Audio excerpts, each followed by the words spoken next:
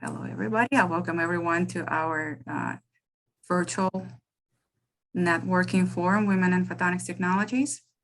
My name is Natalia. I'm with LASER-TEC, Center for Lasers and Fiber Optics Education. Just give you a quick background, hopefully answering some of your why questions. WiPT was established back in December 2021 in response to kind of already alarming trend of a really severe decline of women in photonics colleges. And I always share that story that we did this survey, pre-survey of all of our colleges, which are actually 44 colleges across the United States right now. And we found that, of course, there's a general decline in community college, but together with common, avalanche of reduction of students in photonics programs, we found that some programs reported as many as 0 female students in their programs, which was, of course, unacceptable. So we realized that there is a problem, and the problem needs a solution. And in response to that, we formed that network that will provide resources helpful for all of us to kind of move the needle, thread the needle in solving this big challenge. So since then, we grew. We're getting more and more people every time. There's definitely new people, new faces every time. Definitely make me think that it is a helpful venue, useful resource for all of us.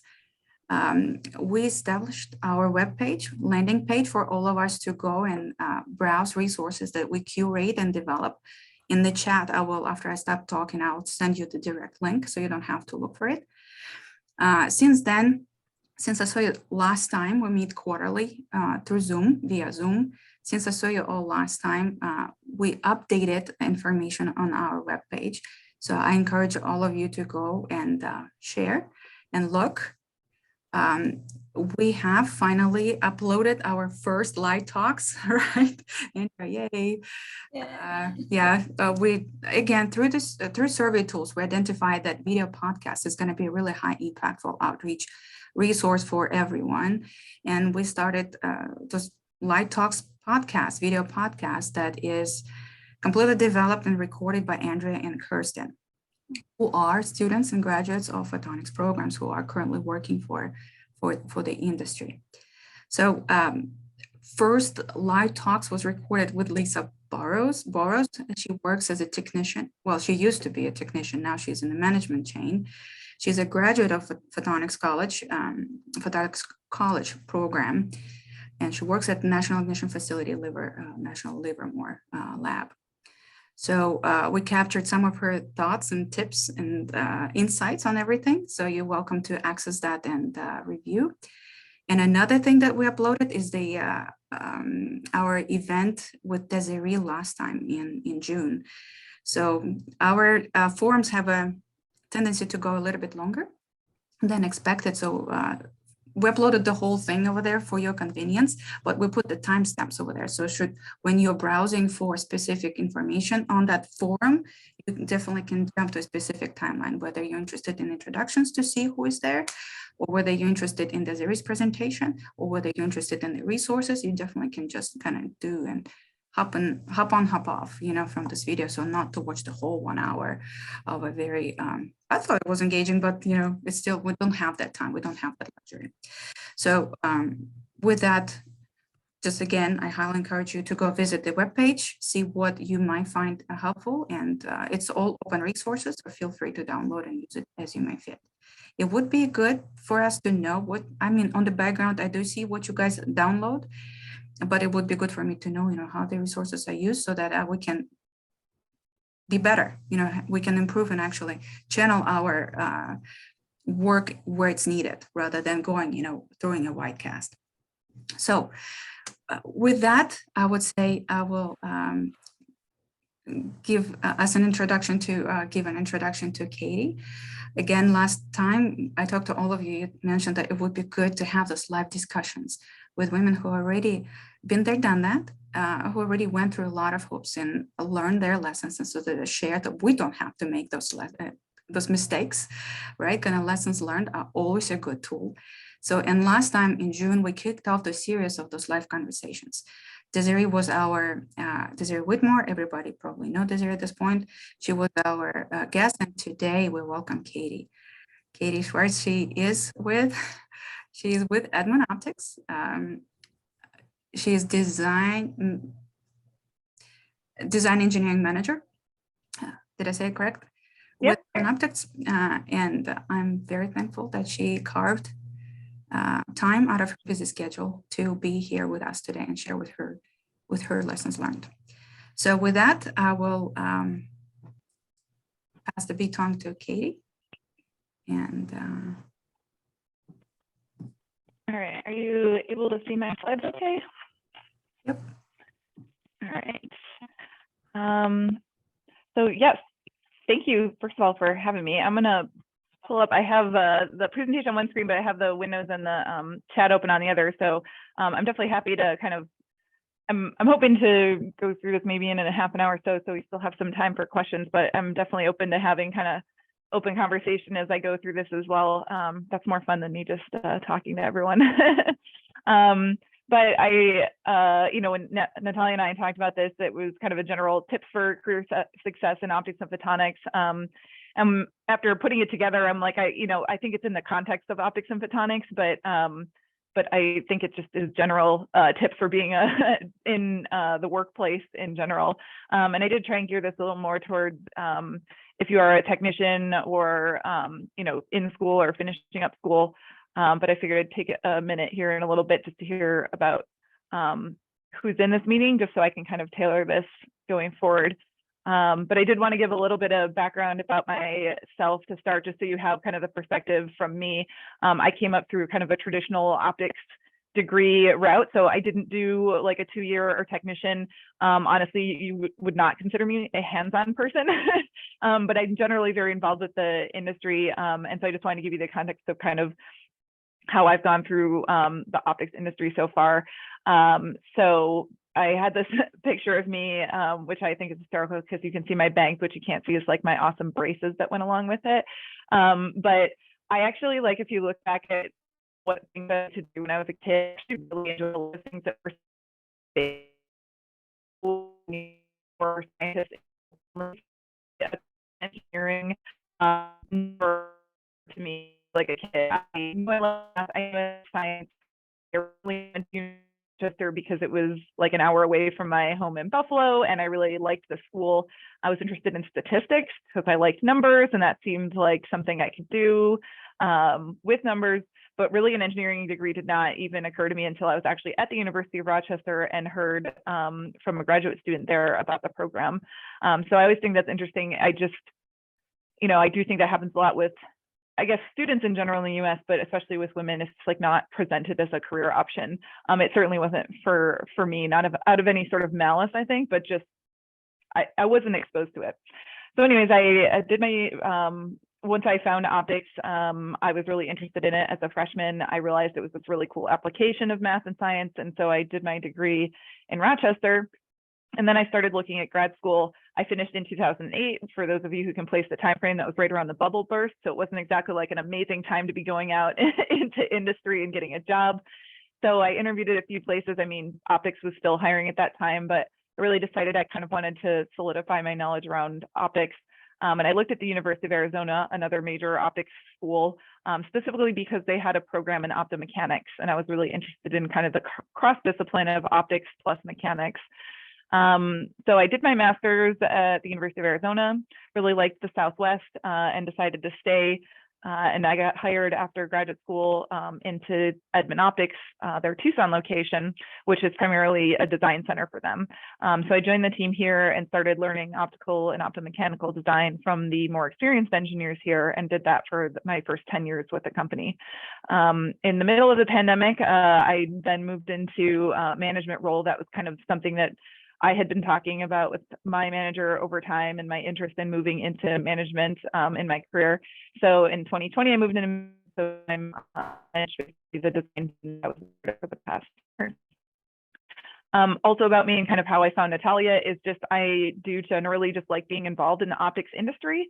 When I was finishing up my master's degree, I was working with my advisor on a book in this field guide series. So SPIE is one of the major nonprofits that supports optics and photonics, and they have this whole series called Field Guide Series. And my professor and my advisor and I worked on the optomechanical one for the Field Guide Series.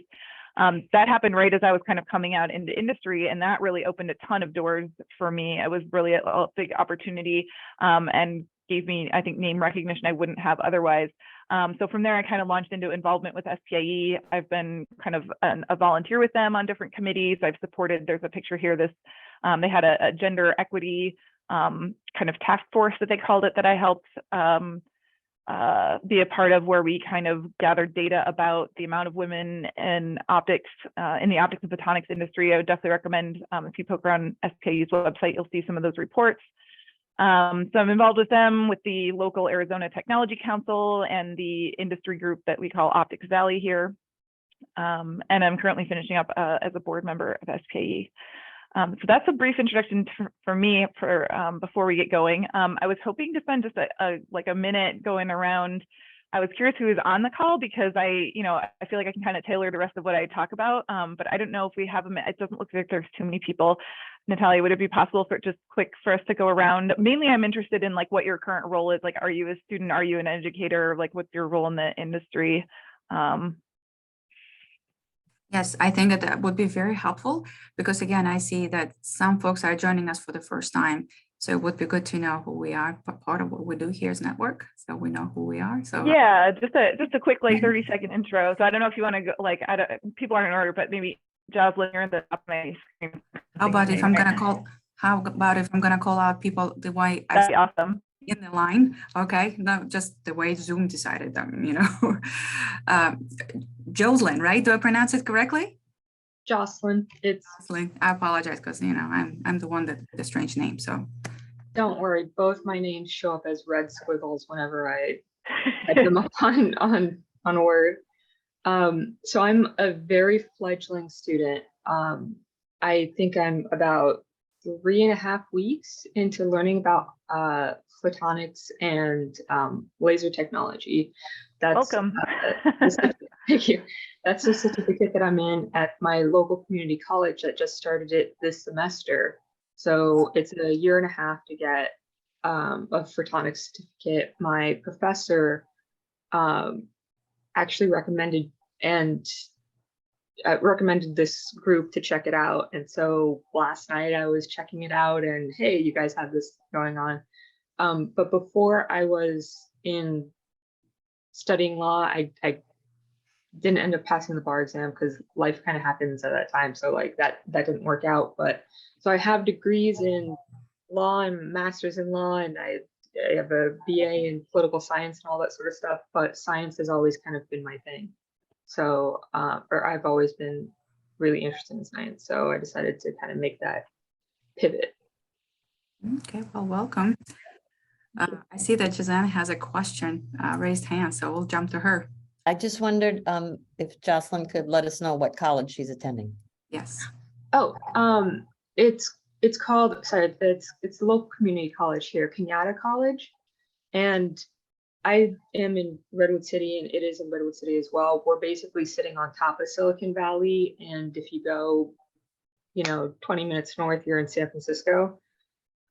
So my professor knows a lot of obviously the tech companies around here, and they've been bugging and prodding him for this program to get technicians, get people who know their thing. So that he launched the program this year. And awesome. Even in the syllabus, he really emphasized having minorities and having women in his classes. Yeah, that's great. It's our brand new member as of a month ago. So of the OPC and Optics and Photonics College Network, Kenyatta College, they're offering 2 certificate programs in photonics, regular photonics and advanced photonics technician. So right where the actual college program is very needed, with a big cluster of companies in the area. So we're super happy, very excited to see that new development. So Jocelyn, thank you so much. Suzanne, you jumped on my line, so why don't you, I said like now in the front. Go ahead, we'll start, we'll continue with you. Thanks. I'm Josanne DiNatale. I'm the National Marketing Manager for the American Center for Optics Manufacturing. We're a nonprofit organization that is doing new forms of research in precision optics manufacturing, but we're also working hard to create more programs in more community colleges around the country to enroll and train optics technicians. And a big part of our work is to recruit from everywhere and everyone. So we definitely have a focus on underrepresented populations in the STEM and optics world. We just launched our national marketing campaign, which is anchored by a website, and I'll put the URL in the chat line. But as of right now, we have 3 colleges in our orbit, and we have 2 or 3 more in the queue. Over the course of the evolution of Americom, we are squarely focused on being the go-to place to help these other organizations, such as this one, find a place for being part of our ambassador corps. So I'm glad to be part of this group and want to touch base with all of you again over time. Kevin, your turn. All right. Good afternoon, everyone. My name is Kevin McCumber. I wear 2 hats, actually. I'm the CEO of Spark Photonics Design, which is integrated photonics design house based in the Boston area. And I donate some of my time to run the Spark Photonics Foundation, which is a 501c3 nonprofit that runs an education and outreach program called Spark Alpha that aims to get more underrepresented individuals into the world of STEM and advanced manufacturing through the lens of optics and photonics. So Josanne, I would love to talk to you offline a little bit about your program. I can tell you, I just went through a hiring process for 2 technical people on our design side. I interviewed 18 candidates, 17 of whom were men. So I can see firsthand that there is an absolute need for more women in photonics and optics. And our company needs them. We want them. We want that talent pool and that diversity. So, we run this program because it's a little bit self-serving because we need more good people in the field. Thank you. No. Amanda? Hello, Amanda? Oh, I'm mute. Sorry, it cut out just right when my name said it. Hi, everyone. I'm Amanda Meyer. I'm the program director and faculty for Front Range Community College in Longmont, Colorado. Sometimes you hear us as the Boulder County campus. We are a program that started in 2019 and I joined in 2020. All those job changes that happened during the pandemic are fun. I work heavily with Josanne and Americom. We're one of the partner schools there and working to grow our program from a certificate. We also now offer an associate's degree and we have 15 students this semester. So I am so excited. Thank you that we have been able to kind of get the word out. We do a lot of outreach, working with high schools and things like that. So happy to be a part of this group. Sad to say that only one of those students is a woman, even though I'm trying really hard. And so I would love to expand our program with more women as well. Awesome. Thanks. Thank you. Andrea.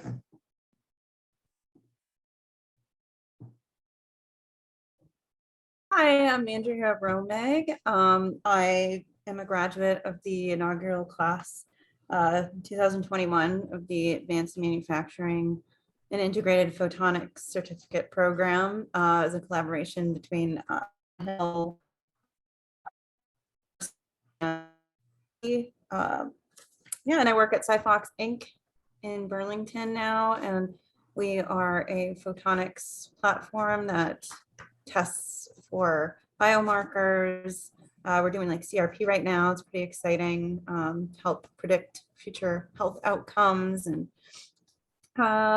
we started off as a COVID-19 testing facility. So I'm relatively new to the field. My background is broadcasting. And yeah, I like it. It's fun. I get to do some design as a technician.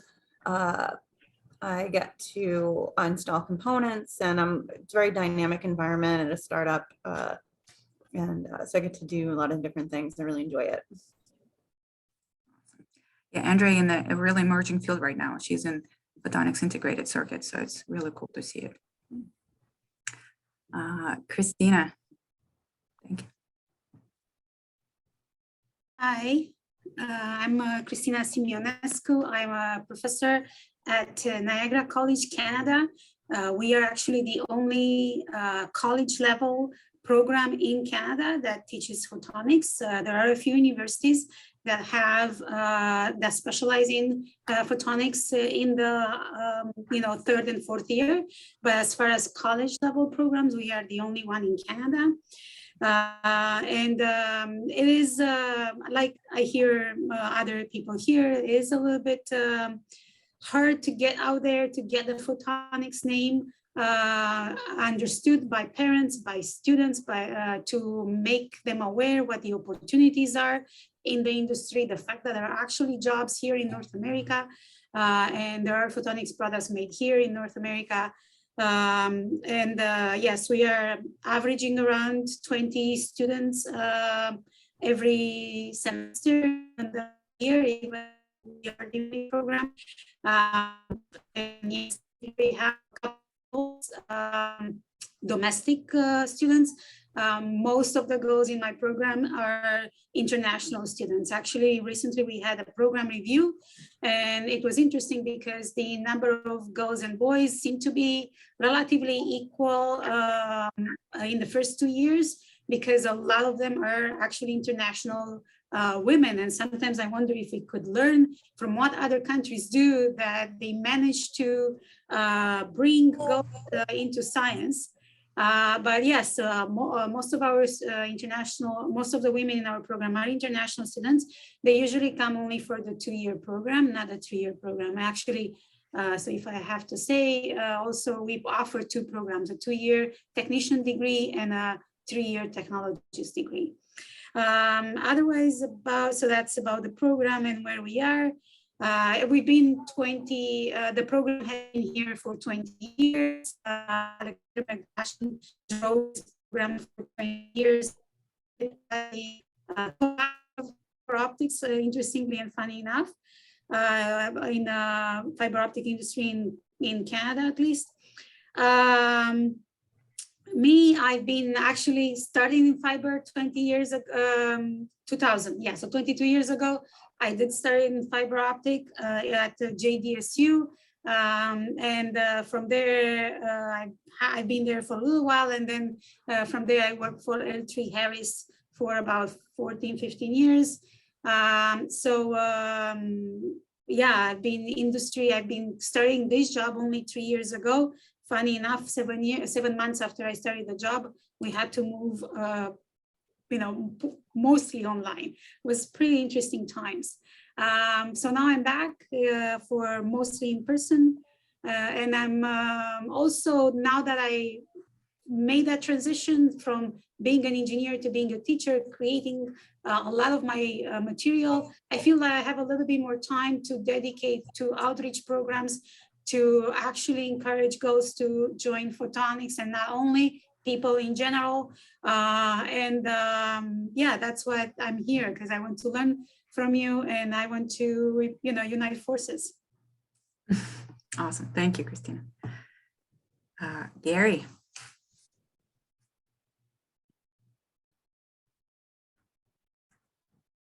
Hi, Gary Beasley.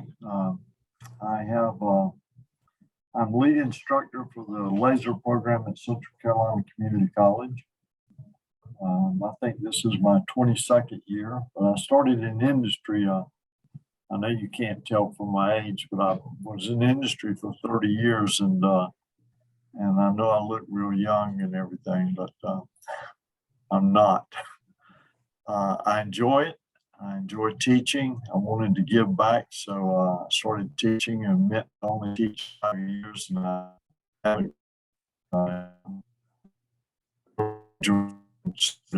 achieved success, and I love the laser field.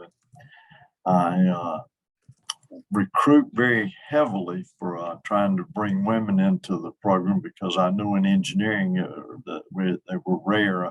The engineers I had reporting to me as technicians and engineers was few and far between, but they were good, the ones that I did have. So, and my students that I hire here, I bring into recruiting to the program, the females typically do real well and are very successful when they leave here. I invited a student to join me. One of my first year students is Bradley Austin from Tucson. So I'm going to let Bradley tell you a little bit about himself. And, yeah, my name is Bradley Austin. I'm a student joining Mr. Beasley here in the college. I am originally in Tucson. As an optical engineer, I suggest the career field that I pursue. So I thought this would be a good program to enroll in and give it a try. And I'm happy to be on this call to kind of learn about some of the challenges that this career profession faces. So. Awesome.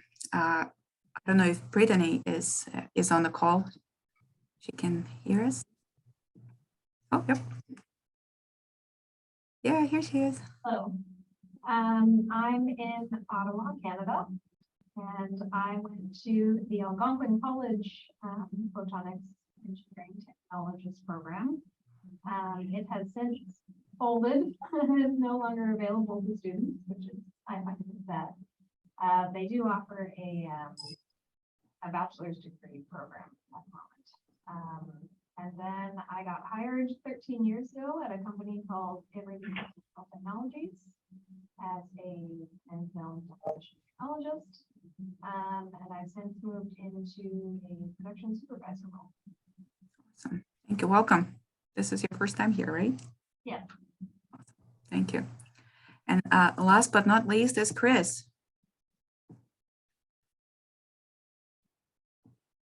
Can you see me? Can you hear me? Yep.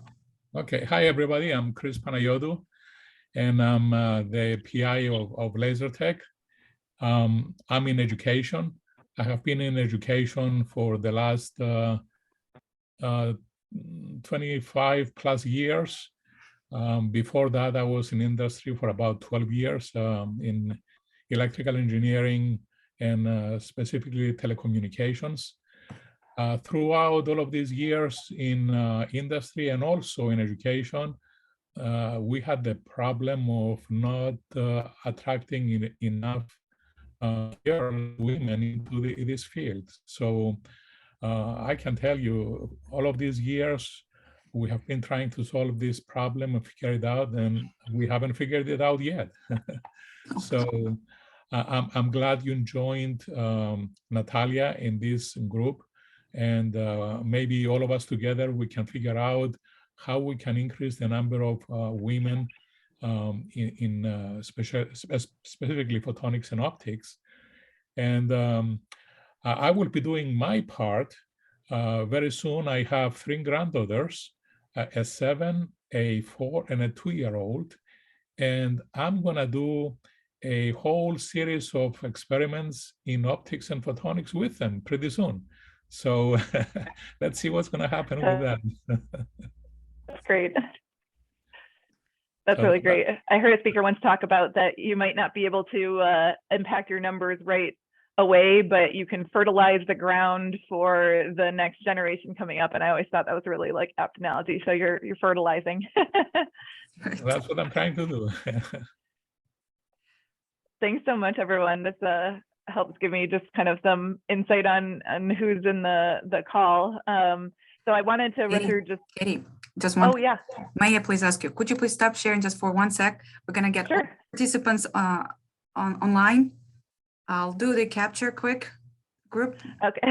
Have to do it, you know. This time Desiree is not here to kind of hit me in the head. Tell me it's like, Natalia. All right. Where's the print screen? Right here. So 1, 2, 3. Christina. Brittany, where are they? Sorry, I'm here. Brittany, if you could, just for a second, for your smile. I have to like fish the smile. All right, no, okay. 1, 2, 3. Oh, here she is. Oh, okay. And one more. Okay, I think I got it. I'll let you know if I got it, okay? Thank you. Okay, we're gonna go back to presentation. All right, let me get that set back up here. Oh, no. Back up on your screen there. Great. So I thought I'd just start with a little bit of just brief baseline of the optics and photonics industry. And so I'm glad actually, Jocelyn, you mentioned you're brand new, so this can give you some baseline and then just kind of my run through of some tips and thoughts on your career.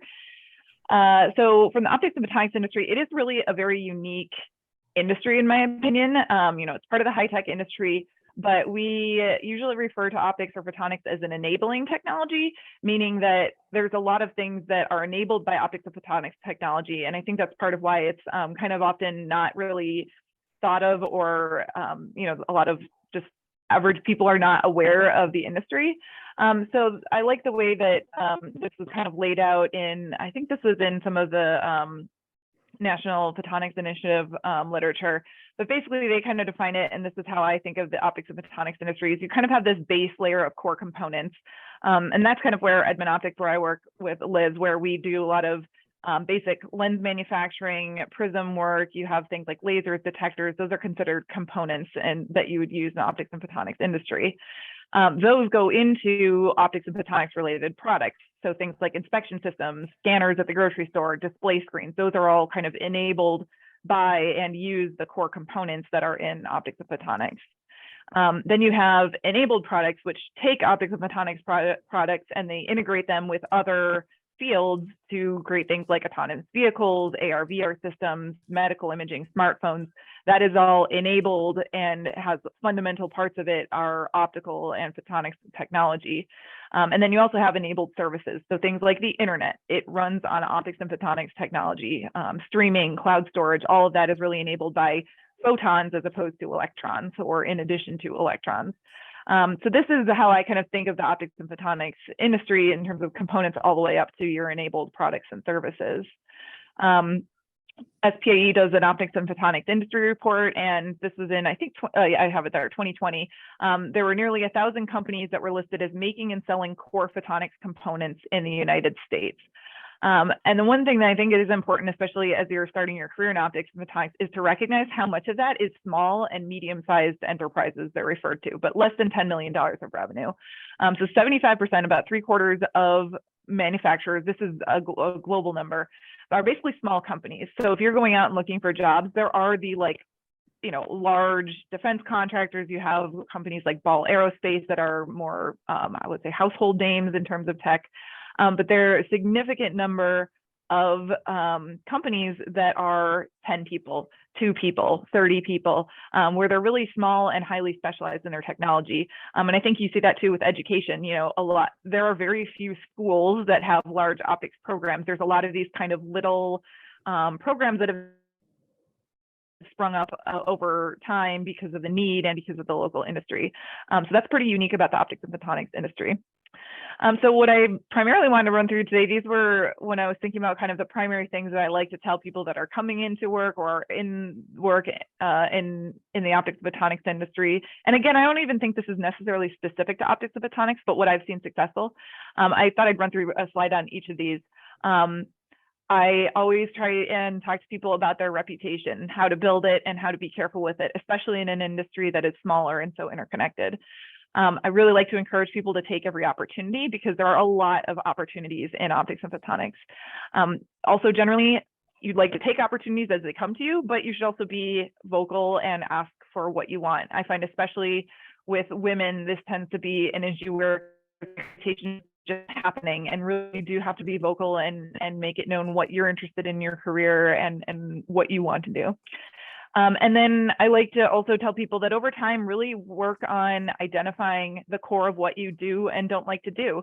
So let me go through each of those in a little more detail. As I just mentioned about a lot of small companies and a small industry, optics and photonics is a small field.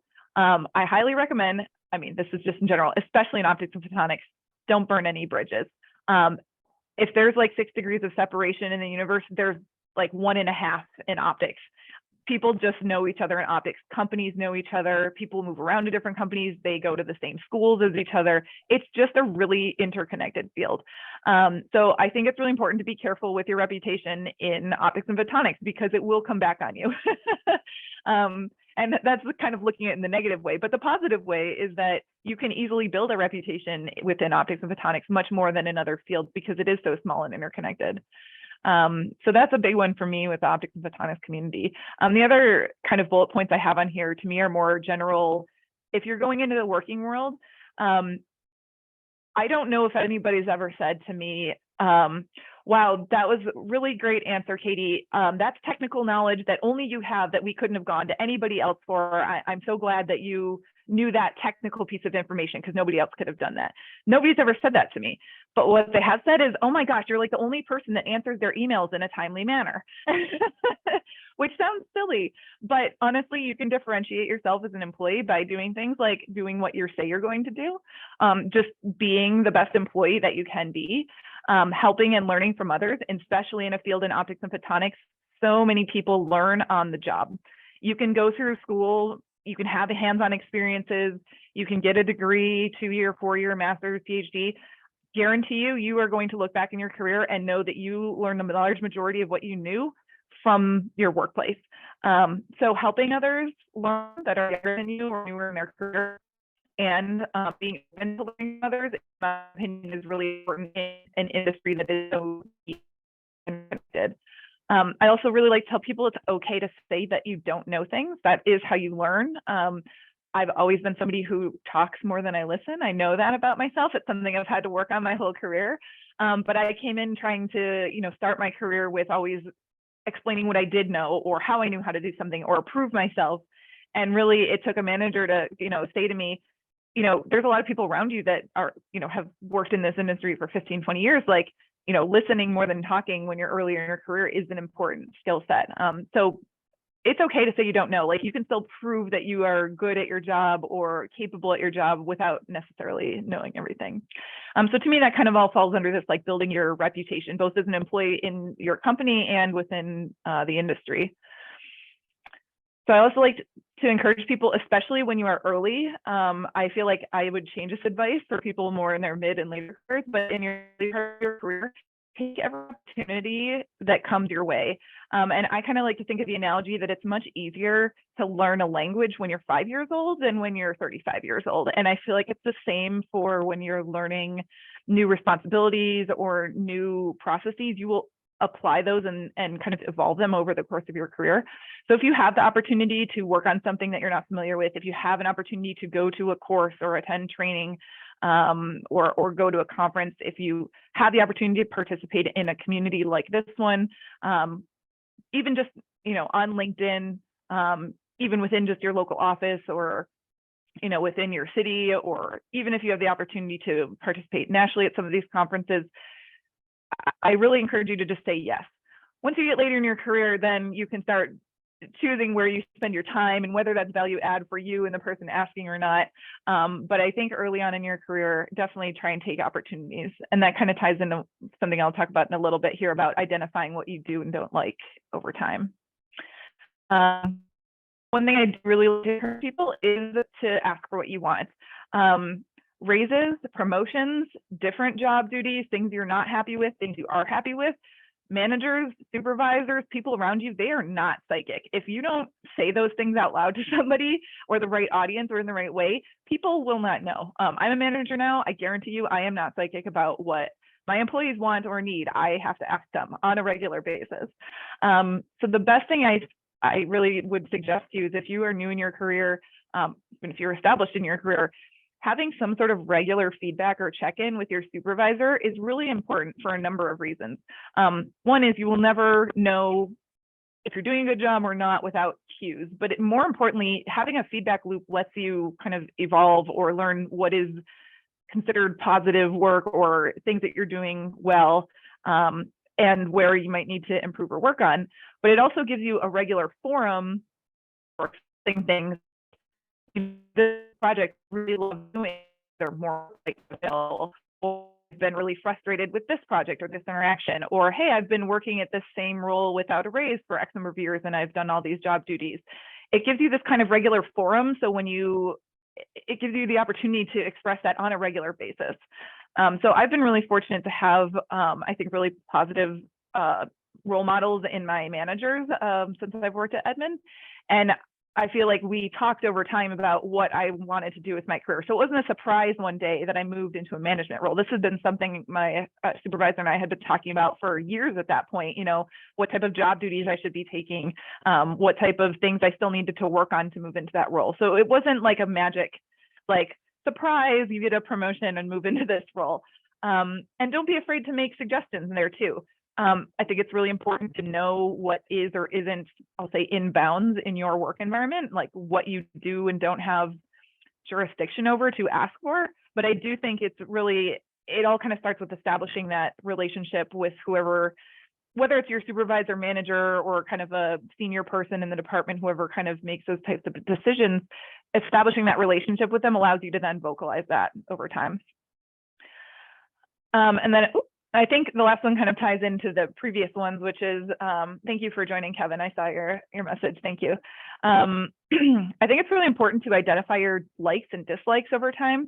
I feel like a lot of people do ask me the question, especially when they're students, if they haven't had completely a positive experience in their first job, or maybe they didn't like the research group they're a part of, or they're not really sure if this is for them. I feel like it's really important to understand that some people have straightforward careers. I feel like I've been lucky in the sense that I did a degree in something that I found a job that I liked in, but that's way more unusual than it is usual. So I think it was Jocelyn that mentioned having like a law degree and then finding the sciences. Like, that's an awesome combination, honestly.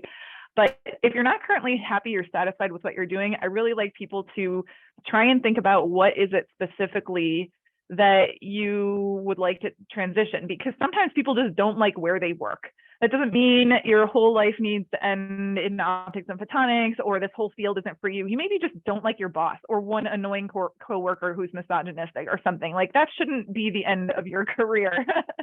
So I think it's important to understand, like, what does it look like on days when you come home and you think, oh, I really loved my job today? Because I feel like we all have days where you love your job and you all have days where you hate your job. So it's, and if you're not that way, then tell me your secret. Excuse me. But I think it's important to really think about, what have you done on those favorite days? Was it technical work? Was it management? Was it in the lab? Was it at a computer? Was it supporting students? Was it doing your own, like, you know, individual work? And what are your least favorite days? What are the days where it was really frustrating and you questioned what you were doing? And then thinking about if there are things you don't like currently, is it the work you're doing, or is it who you're working for or who you're working with? And I do think, especially, this is general, but I do feel like women work. I know I personally place a much higher premium on my relationships at work than I do necessarily about being right all the time. So I think it's important. Like, I know for me, I will always value having a supportive working environment necessarily over almost anything else. And I think it's important to understand that you can definitely pivot into many other areas. So this is actually, this next slide was actually one I put together for like an outreach for high school. So I don't mean this to be like insulting and basic, but I think it's true at any age in the industry, is a basic degree or exposure to engineering, whether that's at a technician level, whether that's at a PhD level or anything like that. You can really move into so many different aspects. At Edmond Optics, we have people with engineering degrees in all parts of our company, including things where you might not think of it, like marketing. Technical marketing is very important. Like, being able to talk about your products knowledgeably is very important. So if you don't feel like, you do a technician degree and you're working on the line and maybe you love production, and then maybe you decide, this isn't for me. There are things you can go into, like applications and sales, that are much more customer focused. There's things like marketing that are, in my opinion, a little more, creative. Teaching, manufacturing, supply chain is a huge one. Being able to manage the relationship between suppliers and vendors. And I did see somebody mention, I think earlier in the chat, about the interconnectedness of the optics industry. It's not just at the component level, it's everyone is a kind of customer or supplier of somebody else. And that's also how people kind of move around in their jobs with their customers and suppliers. So that's kind of maybe my top hitters for advice, but I thought too, given the audience, I wanted to mention about, I feel like the number one thing people ask me about is like getting a job within optics and photonics. And I always put these together with a little bit of like a chuckle, because I've literally never heard of somebody be like, oh, I just can't find a job in optics. Like, we are one of these fields where there's just never enough people. So maybe you're a little more limited because you want to stay in a specific area, or you're looking for a very specific type of opportunity. But if you just want to get a job in optics, it's not going to be too far-fetched to happen.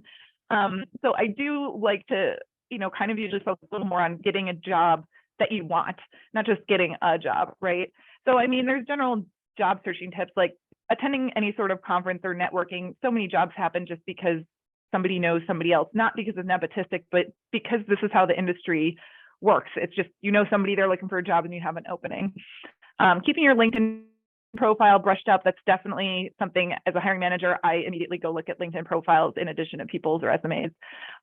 Understanding companies that you might like to work for. If you're coming out of a technician degree, you likely have a lot of insight and companies that already come to that, the technician program looking for people. But I've also included a link, and I can send these slides out, Natalia. I've also linked to industry clusters. Those are really great spots where there's like a lot of industry partners in one location, and you can kind of reach out to them all at once. But what I think is even more important than that is, if you're interviewing or looking for a job or looking to change jobs, is being prepared with salary expectations, talking with other people that are similar in your role, understanding how different places geographically pay different, and make sure that you're interviewing a company as much as they are interviewing you, what the workplace is like. Do you have the opportunity to talk to other people in the role? My recent favorite thing is to ask people how they handled COVID, because I feel like you saw companies that handled it really, really well, and you saw companies that really fell flat on their face when it came to like the people management aspect.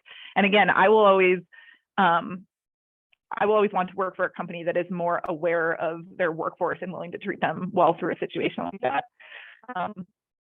And this is also I know I have a lot of SPE references in here, but I'm very plugged in with them, so that's where I get a lot of my information. But they did do some support around optics and photonics technicians and some studies. This was, I think, around like 2018, so these numbers are a few years out of date. But at that point, the starting salaries for a 2-year degree in optics and photonics technicians was anywhere from $42,000 to $57,000, again, depending on a variety of factors, including geography. And then the national median for technicians was around $63,000 salary, or $30 an hour. And I say nearly 100% job placement because I don't think I can say 100% job placement, but I've never heard anybody say they have issues placing people. In fact, the large majority of what I hear from technician programs is that they have students that get pulled out of the program before they've finished because companies just want hands in the door that have any sort of basic knowledge there. So here's some basic expectations. I also say SPA also puts out a salary survey, and I believe Photonics Media started a new one this year. But they also do salary surveys around professional degrees. So if you do have like a 4-year degree or a master's degree, and they also break down the salaries by type of industry. So that may also be different. I'm sure I'm missing someone here, but off the top of my head, I kind of was like, if you have an interest in going someplace that does optics photonics, these to me are the big hitters. You have Rochester, Tucson, and Orlando, primarily because of the universities associated with them. Bozeman, Montana, Southern California, all are big hitters in the optics industry. Huntsville, Alabama has a lot of aerospace industry assembly and manufacturing there. So that's a big one for a lot of the like Raytheons and Lockheed Martins. They do a lot of assembly work there. Boston, Massachusetts, Southern New Hampshire have quite a few optics companies. I list Boulder and Silicon Valley a little bit separate because in terms of thinking about technicians, maybe somebody can speak to them that's there, but I think that they tend to be less manufacturing heavy. They have less hands-on people. It's a little more like the design and product development. You have a lot of startup culture in those places. So I'm not sure, to the extent, I can't speak to it myself, the extent to which there's a technician need in those cities. I associate them more with like your startups or people that are very much on the front end rather than on the manufacturing side of it. But I have a few resources I listed. There's both SKE and then Optica. Those are the two main kind of optics nonprofits. Run Career Center and work in optics sites that I have job postings. I know, Natalia, you've got a ton of resources on your website. I didn't include on here because I assumed everyone would be aware of that from this meeting. SCD does run a $2,500 Photonics Technician Scholarship, so I encourage you to check out that. I believe they were awarded every year. The list of Photonics clusters, and then one of my personal, oh yes, thank you, Brittany. I just saw about Canada. I was really not aware of it. I'm not familiar with the Canadian optics industry, so I'm gonna have to add Ottawa and Southern Ontario into there. And then one of my personal favorite kind of just workplace blogs called Ask a Manager. It has nothing to do with high tech specifically. It is just a manager who has a ton of good advice. There's a lot of entertaining things on there, but she has a lot of good resources for resumes, interviewing, negotiating, and it is run by a woman, and she definitely has a slant towards equity and you know, equal representation in the workplace. So I like to point people there, especially if you're like brushing up on a resume or a cover letter. So that's why I'll leave my contact info up here. I am active on LinkedIn. I also kind of do more fun stuff over on Instagram. I post more like, you know, personal or fun things. And I have my email address up there because I'm completely open to anyone reaching out. And I saw Amanda just dropped in that there's so many technician jobs in Colorado. I almost didn't put the slide up because I'm like, as soon as I put this slide up, I'm going to find out what areas I've missed. But I'm glad for the confirmation that Colorado's got plenty of technician work, because I always associate Boulder much more with like startup culture, and I'm never sure how much like hands-on manufacturing or production is happening there, especially with places that are higher cost of living, like Silicon Valley and Boulder. It's like they tend to move their manufacturing elsewhere, but that's good confirmation. So thank you so much for having me, Natalia. Well, thank you so much, Katie. That was very informative. I found a lot of insightful information there, so I'm sure, you know, our folks were going to be really, yeah, a lot of lessons to learn, right? Lessons learned there. Yep, Gary Beasley is there. Thank you so much. Thank you so much. Anybody has questions for Katie? While we have direct access to her, we can. Yeah, I'm happy to have any to chat at all with questions.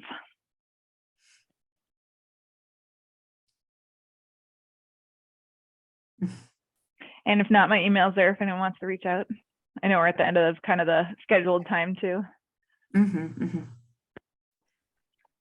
Should I bother you with those, you know, very standard questions, but I think it kind of unfolds a lot of things as far as, you know, your most difficult time and how you handle that. Do you want me to bombard you with those questions or not?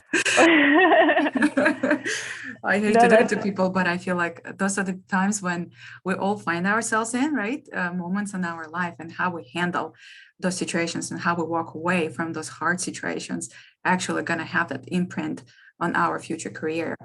So it's good to know how those been there, done that, handle that. Yeah, I feel like I mean, thankfully, I don't feel like I have any like major traumatic incident in the industry where I'm like, this guy said this thing to me one time that I like quit my job over or something like that. I actually, and that's encouraging, right? Because if I talk to some people in the field, especially people who are maybe 10, 20 years ahead of me in their career, that is not the case. They have horror stories, and there are still plenty of people with horror stories now. To me, my fight is more around, or what I get frustrated with is a lot more of what falls into like the microaggression type of category. It's little comments here and there that remind you somehow that you are different, or I am frequently the only woman in the room for meetings. And so it does, where my frustrations come in a lot is around kind of being the representative for, you know, the token woman in the room, or, you know, involved so that there is diversity. And I think Gary made that comment earlier about, you know, I hear a lot that, you know, women are some of the best employees that people have. And to me, I'm like, that's always great. And I agree with that. But I also feel like that's because so many people get weeded out over time. I'm like, this sounds really weird, but I would love to have a bunch of mediocre women in optics. Because I'm like, that just means that there's enough of us that it's not like only the cream of the crop make it through, because that's how it feels to me right now, is like you already are working with such a limited pipeline, and then you lose a lot of the people that just don't, I don't want to say don't like cut it, but like aren't willing to deal with what it is to be a minority in a field that's dominated by men. So like making it through classes where you have a lot of people that just seem like they know everything, it's just because your personalities are different, or coming into a workplace where it just doesn't feel supportive, or you feel like an outsider. So I just think a lot of times women are really strong employees because they just tend to be the ones that are left, like they're the ones that fall kind of noise. More and not have that always be the case. I don't think it's a bad observation. I think it's very accurate. But anyways, I think for me, that's where I try and focus my energy more, is on what to let roll off and what to address as like a fundamental issue when I hear people say, you know, comments that just aren't thoughtful or supportive in a work environment. So that's where I am right now.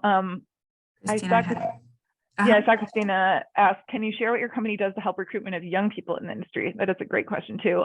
So I think generally right now, the main conduits are at least with Rochester in Arizona, they have what they call the Industrial Associates or Industrial Affiliates program. I can't keep track which one. One of them calls it Associates, one calls it Affiliates. But it is an established program that you pay to be a member of as a company. And they have a fall and a spring event where basically company representatives come in, and the students are there. There's, you know, networking and mixers, and there's like poster sessions or presentations, both from the company and the students.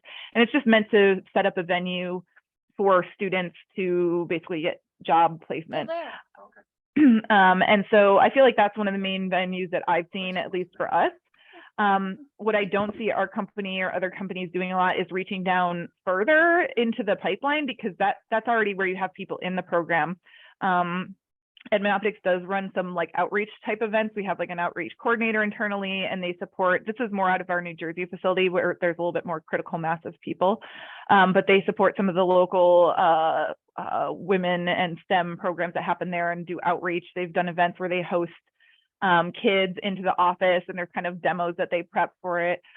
So I feel like we can do that as a larger company. Again, I think it's hard sometimes when you have a lot of smaller companies to have dedicated efforts for outreach or HR that's dedicated to that, and not, you know, who their current employees are. But I think that's primarily, you know, the outreach programs that we do, and then recruitment at the college level is probably primarily that, and just making education material available. If you go on like Edmund's website, there's a lot of videos and kind of general technical open knowledge. There's nothing that's kind of like hidden there, right? It's like the more people that know how to use optics, the more people that can be customers. Jocelyn, you have your hand up. Yeah, I guess you were starting to get into that, my question. So I really don't know that much about the industry, and even breaking it down into physics or engineering and all of that. Mm-hmm. Because I really am starting off from no formal background of that stuff.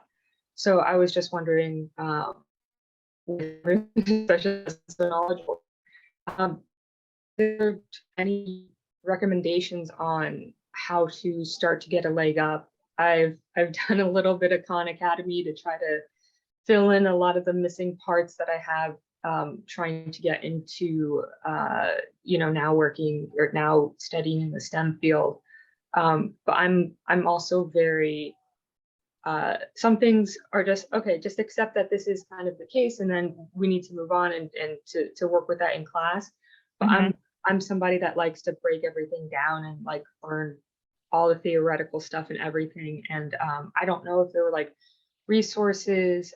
Yesterday, I was just trying to see, is there like a workbook where I could start to just work through some problems and, you know, just have some practice on my own, working through stuff. It sounds like you said that there was some educational stuff on the website you mentioned. Mm-hmm. Just like if there's any other advice to go, or even somewhere where you just get like a simple introductory book that doesn't cost like $200, you know? Yeah. Any recommendations would really be helpful. Yeah, I was just going to pull up. So I think, Natalia, you should probably answer that too. I feel like there's a lot that you already provide. And I think So I have the STAE link. I'm going to drop this here, but I actually think you also have these documents, right, Natalia, on the LASER-TEC website. These are some like course materials that are specific around technician training for like fundamentals of light and lasers, laser applications, introduction lasers and optics. So I would definitely recommend, obviously, with Natalia, the LASER-TEC website has a ton of good resources. And so I think this is, can you confirm, Natalia, is this the same content that's on your website?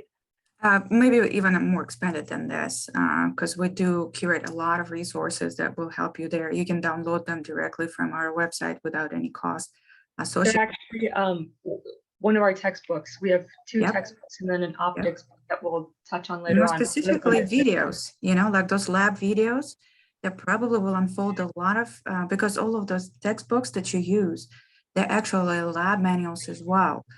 And I find that most of us are visual or somewhat, you know, we like to understand things through experimentation. So that's where a lot of, you know, lab videos actually going to help you to unfold some of those complex issues. And I actually commend you for this ability, for desire to break down the complex issue into those, you know, sub issues and find that an understanding, because if you don't have this fundamental understanding, you cannot build upon that. So while you're in the beginning of your studies, I'll encourage you to, you know, dissect as much as you can, understand it as much as you can. And we can specifically talk, you know, about areas of where you're actually looking at, where you feel like you're struggling a little or would like to dig deeper. And I specifically address you that specific resource. So you don't have to go and shovel all of those resources that are out there. But it's definitely a lot. So the most important thing is just to have a good attitude. You know, you can do it, everybody. If you know, I mean, you have to start somewhere. And Christina, thanks for the plug. Christina said, I love the Edmund Optics application notes. Thank you. I've helped write some of them, but I just dropped the link there. It's not just Edmund Optics too. A lot of companies that are the larger ones, like your Thor Labs in Newport and things like that, they all kind of have these types of application notes. Obviously, I'm partial to Edmund, but that kind of, I think, also ties a little more to the application notes are a little more tied to where you might see the theory applied. So if you're somebody, like for me, I had a lot of trouble just absorbing theory in class. It wasn't until I had lab classes that I kind of tied together, like this is what I was learning and this is what it actually means, like in the lab. So I do think getting as much opportunity you have to get hands-on earlier, whether that's, you know, an internship or some, you know, classes about the new grants going on, or, you know, the company they some of the theory to application is what I would recommend. But I think even just getting connected on like LinkedIn and into a network, everyone's got their own, I would say, go-to for what's like a good intro. I mean, I think you always kind of need your base math, science, and physics. That's kind of across any engineering, but specific to optics, I do think everyone's kind of got their own go-tos if you start asking around. Okay. Hopefully that's helpful. Yes, definitely. Yeah, Edmund Optics has a really good searchable library, you know, like rather than a big dump of information, it has good categories and subcategories. So I second everybody else's opinion on how the educational resources are structured. And it's very like one-pagers. You know, sometimes we're intimidated to see 10 pagers, 20 pagers, you know, on a simple topic. Those are good, succinct documents, you know, that are really complete. So definitely There's also, for you to. I've also not used it before, but SPAE does have a couple books that I got published in. I have one out on the shelf. I'll have to send it later, but they do have a couple like intro to optics for non-optical engineers. They also have some like web courses and stuff. They aren't going to be, those aren't going to be free, but also there's also a lot of places that are willing to do things discounted for students or, you know, through school, if they're maybe purchasing a, you know, I always ask the company if they're willing to purchase a book before I go like buy it myself, so it can be available kind of for everyone, and then it's not on my dollar necessarily. So another thing to pursue for, you know, rather than spending it out of pocket. Yep. Good questions. Katie, I have a question for you. You know, like I said before, all of these years we have problems attracting young girls into this field. So from your experience and your opinion, what is the vocabulary we should be using, the examples, the approach? What can we do when we talk to audiences in the middle and high school age kids, girls? How to get their interest in this field? Yeah, I mean, I feel like this is something that I always struggle with too, but one thing that I read a really interesting study that has stuck with me, and I would have to dig up where it was specifically, but it was talking about positioning engineering for girls as opposed to boys necessarily. And the example that they used was about, the study had identified what, it was like middle school age girls and boys, what they are interested in for a job, not so much as like the specific field, but it came out a lot that girls wanted, they identified as helping people as one of the main things that they were interested in doing, is helping people, whereas boys, you know, there was some different answers. And so they built up kind of a module for promoting engineering, something about making an ambulance or engineering an ambulance or a scenario to go like help somebody. But the way it was positioned to boys was about getting the ambulance put together and making it go as fast as possible. And it was focused more around things that the boys in the survey had identified as like of interest to them, cars and motors and electrical and mechanical things like that, that we think of, I'd say classic, but maybe cliche boy things. But it focused more on like the ambulance and how fast it would go and who could have the fastest time to get to the person. Whereas the way it was positioned to girls in the exercise was more about less about the ambulance itself and more about how they could like cooperate the logistics to get the ambulance to help the person. And it was about the engineering that went into, like, it was emphasized more about the helping the person than the making the ambulance, if that makes sense. So that kind of stuck with me. And so when this is part of why I put together that slide about engineering being everywhere, is I feel very strongly that you can really take an engineering career into different places. And it's been, you know, it's shown, if you look at a biomedical optical program, it is significantly closer to 50-50 or above a 50% mark for women. And we know that, you know, you can look at the stats that medical fields tend to, you know, attract more women into them. So to me, I try and focus on things that are less about the engineering mechanics and the physics, and more about what you can do with an engineering degree, or who you can support or help, or what engineering, you know, does for the world and climate change and medical system and medical imaging. So that's always my approach, is I really try and make it a little bit more about what you can do with it, as opposed to like the hard science part of it. And from that study, it seemed like that landed better with women and girls. I do just think having role models, right? Like, it's just a major thing. That's, is she still here from Americom? Alexis from Americom is who, yes, you're saying, you're right there. Alexis is who got me into optics. It didn't even occur to me that was a field. And then I met her and I was like, hey, here's this cool woman that's doing this like really cool stuff she's been talking about. And it was the first time that I kind of put together that it was, you know, something that I could do. I never thought like, oh, that's only for boys. But it just didn't occur to me that women were doing it. So, I mean, just having that role model of like, hey, this is an interesting person that looks like me doing this cool stuff, was how I got into the field. So I feel strongly about having female role models, you know, presenting this to people. Yeah, there's always a clinching point where something happens and you make the decision to do that. And I'm glad you brought it up. That was your interaction with Alexis and seeing a role model and realizing I can do that too.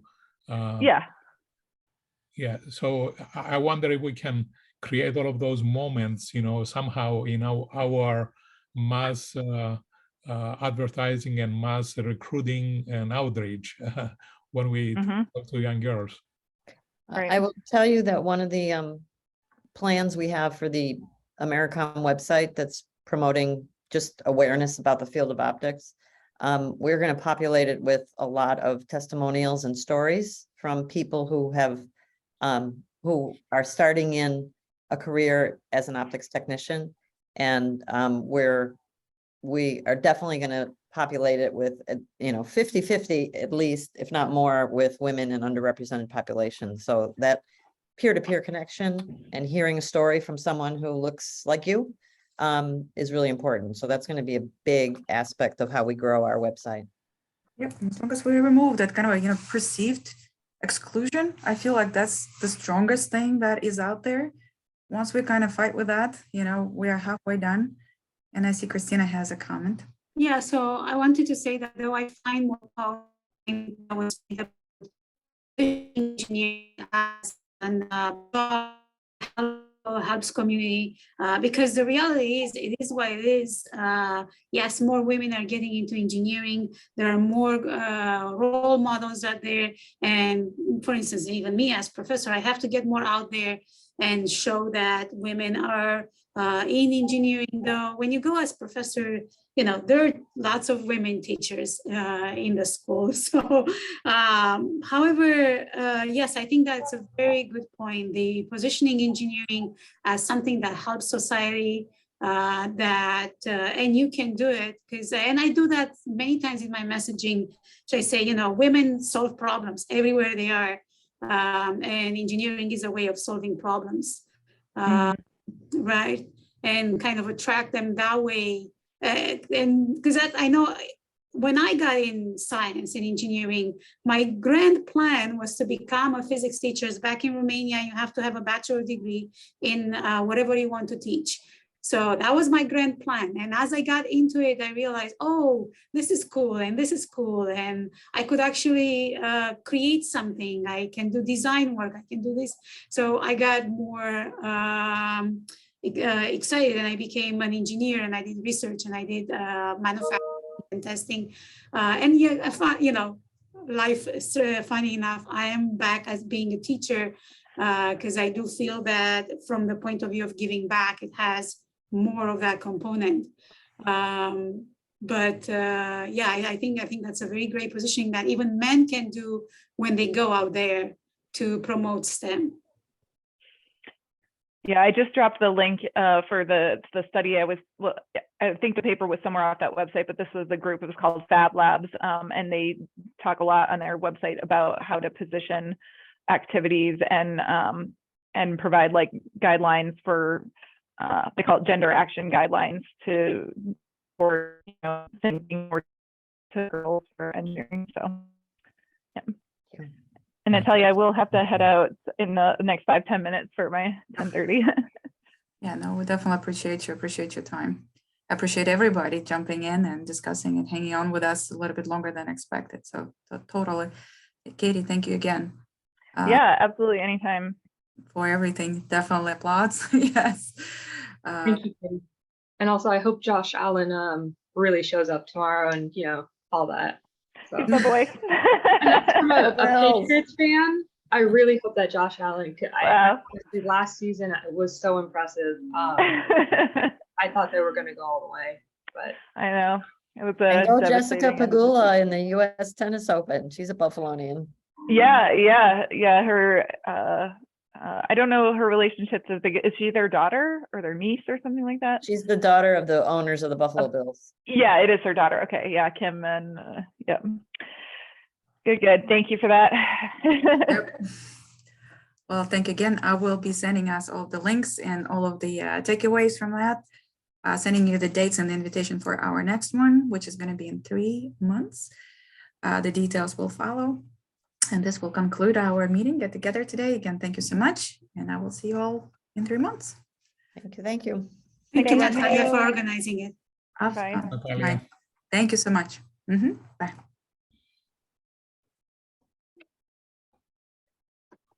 Bye, Natalia. I enjoyed it. Thank you, Gary, as always. Thank you.